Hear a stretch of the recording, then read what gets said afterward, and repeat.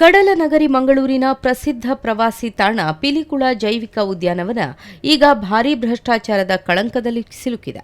ಒಂದು ಕಡೆ ಇಲ್ಲಿನ ಮೃಗಾಲಯದಲ್ಲಿನ ಪ್ರಾಣಿಗಳಿಗೆ ಸೂಕ್ತವಾದ ಮೂಲಭೂತ ಸೌಕರ್ಯ ಕಲ್ಪಿಸದೆ ನಿರ್ಲಕ್ಷ್ಯ ವಹಿಸಿದ ಆಡಳಿತ ವ್ಯವಸ್ಥೆ, ಮತ್ತೊಂದು ಕಡೆ ದೊಡ್ಡ ಮಟ್ಟದ ಭ್ರಷ್ಟಾಚಾರ ನಡೆಸಿರುವ ಆರೋಪವನ್ನು ಎದುರಿಸ್ತಾ ಇದೆ. ಮಂಗಳೂರಿನ ವಾಮಂಜೂರಿನಲ್ಲಿರುವ ಈ ಜೈವಿಕ ಉದ್ಯಾನವನ ಕಾಳಿಂಗಸರ್ಪ ಸಂತಾನೋಭಿವೃದ್ಧಿ ಕೇಂದ್ರವೆಂದು ರಾಷ್ಟ್ರಮಟ್ಟದಲ್ಲಿ ಸುದ್ದಿಯಾಗಿತ್ತು. 2022ರ ಜುಲೈನಲ್ಲಿ 38 ಕಾಳಿಂಗಸರ್ಪ ಮರಿಗಳು ಮೊಟ್ಟೆಯೊಡೆದು ಹೊರಬಂದವು ಎಂದು ಡಾಮ್ ಮಾಡಲಾಗಿತ್ತು. ಆದರೆ ಈಗ ದಾಖಲೆ ತೆರೆದಾಗ ಕಾಣಿಸಿಕೊಂಡದ್ದು ಕೇವಲ 22 ಮರಿಗಳು ಮಾತ್ರ. ಅದರಲ್ಲೂ ಈ ಮರಿಗಳು ಸರಿಯಾದ ಆಹಾರ ಆರೈಕೆ ಸಿಗದೆ ಸಾವನ್ನಪ್ಪಿದ್ದಾವೆ ಎಂಬ ಆರೋಪ ಕೂಡ ಕೇಳಿಬಂದಿದೆ.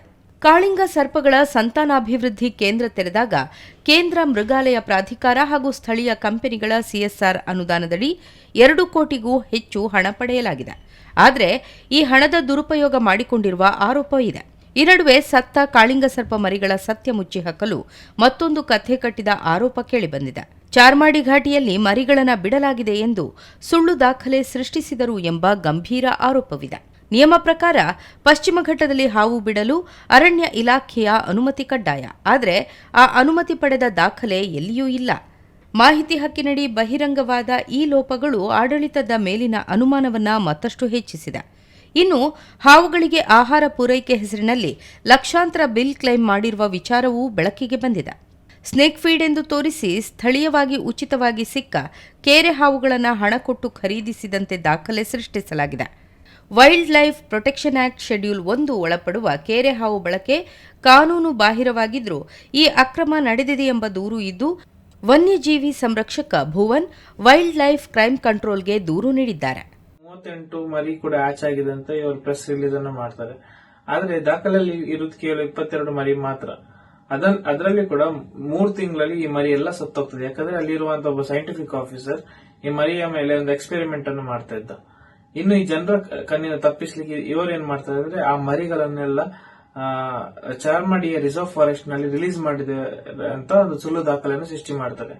ಆದ್ರೆ ಇದಕ್ಕೆ ಯಾವುದೇ ಫಾರೆಸ್ಟ್ ಡಿಪಾರ್ಟ್ಮೆಂಟ್ ಇಂದ ಪರ್ಮಿಷನ್ ಇಲ್ಲ, ಅಥವಾ ಸೆಂಟ್ರಲ್ ಝೂ ಅಥಾರಿಟಿ ಕೂಡ ಇದಕ್ಕೆ ಯಾವುದೇ ಒಂದು ಪರ್ಮಿಷನ್ ಅನ್ನು ಕೊಡ್ಲಿಲ್ಲ. ಇನ್ನು ಈ ಕಿಂಗ್ ಕೋಬ್ರಾ ಬ್ರೀಡಿಂಗ್ ಹೆಸರಿನಲ್ಲಿ ಇವರು ಕೋಟ್ಯಾಂತರ ರೂಪಾಯಿ ಆಲ್ರೆಡಿ ಇವರು ಲೋಕಲ್ ಅಲ್ಲಿರುವಂತ ಮಂಗಳೂರಿನಲ್ಲಿರುವಂತ ಕಂಪನೀಸ್ ಮತ್ತೆ ಸೆಂಟ್ರಲ್ ಝೂ ಅಥಾರಿಟಿಯಿಂದ ಕೋಟ್ಯಾಂತರ ರೂಪಾಯಿಯನ್ನು ಇವರು ಪಡೆದಿರ್ತಾರೆ. ಇನ್ನೊಂದು ಇವರು ಇದರಲ್ಲಿ ಏನ್ ಕ್ರೈಮ್ ಕಮಿಟ್ ಮಾಡ್ತಾರೆ ಅಂದ್ರೆ ಕಾಳಿಂಗ ಸರ್ಪ ತಿನ್ನುವಂತ ಆಹಾರ ಬೇರೆ ಸ್ನೇಕ್ಸ್ ಅನ್ನು. ಸೊ ಅಲ್ಲಿ ಅಷ್ಟು ಕಿಂಗ್ ಕೋಬ್ರನ್ನು ಇಡ್ಲಿಕ್ಕೆ ಇವರು ಸುಮಾರು ವರ್ಷದಿಂದ ಅಲ್ಲಿರುವಂತ ಮಾಂಸ ತರುವಂತ ಕಾಂಟ್ರಾಕ್ಟರಿಗೆ ಹಾವನ್ನು ಪಡೆಯಲಿಕ್ಕೆ ಇವರು ದುಡ್ಡನ್ನು ಕೊಡ್ತಾರೆ. ಅಂದ್ರೆ ಅವ ಏನ್ ಮಾಡ್ತಾನೆ ಅಂದ್ರೆ ಲೋಕಲ್ ರೆಸ್ಕ್ಯೂವರ್ಸ್ ಹತ್ರ, ಲೋಕಲ್ ಸ್ನೇಕ್ ರೆಸ್ಕ್ಯೂವರ್ಸ್ ಹತ್ರ ಫ್ರೀ ಆಗಿ ಈ ಕೇರೆ ಹಾವನ್ನು ಪಡೆದು ಆ ಕೇರೆ ಹಾವನ್ನು ಕಾಳಿಂಗ ಸರ್ಪಕ್ಕೆ ಇವರು ನೀಡ್ತಾ ಇರ್ತಾರೆ. ಆದ್ರೆ ಈ ಕೇರೆ ಹಾವಿಗೆ ಕೂಡ ಇವರು 300 ರೂಪಾಯಿ ತರ, ಪ್ರತಿ ಕೇರೆ ಹಾವಿಗೆ 300 ರೂಪಾಯಿ ತರ ಇವರು ಪಿಲಿಕುಳ ಡೆವಲಪ್ಮೆಂಟ್ ಅಥಾರಿಟಿಯಿಂದ ಸ್ನೇಕ್ ಫೀಡ್ ಅಂತ, ಅದಕ್ಕೆ ಒಂದು ಸ್ನೇಕ್ ಫೀಡ್ ಅಂತ ಹೆಸರು ಕೊಟ್ಟು ಇವರು ಕ್ಲೇಮ್ ಮಾಡ್ತಾರೆ. ಕೇರೆ ಹಾವು ಬರುವುದು ವೈಲ್ಡ್ ಲೈಫ್ ಪ್ರೊಟೆಕ್ಷನ್ ಆಕ್ಟ್ ನ ಶೆಡ್ಯೂಲ್ 1 ನಲ್ಲಿ. ಒಂದು ಹುಲಿಗೆ ಎಷ್ಟು ಮಾನ್ಯತೆ ಇದೆ ಅಷ್ಟೇ ಮಾನ್ಯತೆ ಈ ಕೇರೆ ಹಾವಿಗೆ ಕೂಡ ಇದೆ. ಇವರ ಮೇಲೆ ನಾನು ಈಗಾಗಲೇ ವೈಲ್ಡ್ ಲೈಫ್ ಕ್ರೈಮ್ ಕಂಟ್ರೋಲ್ ಬ್ಯೂರೋಗೆ ಇವರ ಮೇಲೆ wild life protection act under ಇವರ ಮೇಲೆ ಆಕ್ಷನ್ ತಗೊಳ್ಬೇಕಂತ ಆಲ್ರೆಡಿ ಕಂಪ್ಲೇಂಟ್ ಅನ್ನು ಕೊಟ್ಟಿದ್ದೇನೆ. ಆದಷ್ಟು ಬೇಗ ಇದನ್ನು ಹೈಕೋರ್ಟಿನ ಗಮನಕ್ಕೆ ಕೂಡ ನಾವು ತರ್ತೇವೆ.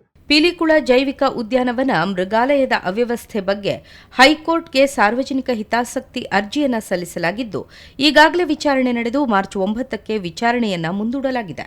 ಈ ಎಲ್ಲದರ ಬಗ್ಗೆ ದಕ್ಷಿಣ ಕನ್ನಡ ಜಿಲ್ಲಾಧಿಕಾರಿ ದರ್ಶನ್ ಎಚ್ವಿ ಪ್ರತಿಕ್ರಿಯಿಸಿದ್ದು, ಪ್ರಾಣಿಗಳ ಆರೈಕೆ ಚೆನ್ನಾಗಿ ನಡೆಯುತ್ತಿದೆ ಎಂದು ಆರೋಪವನ್ನು ತಳ್ಳಿಹಾಕಿದ್ದಾರೆ.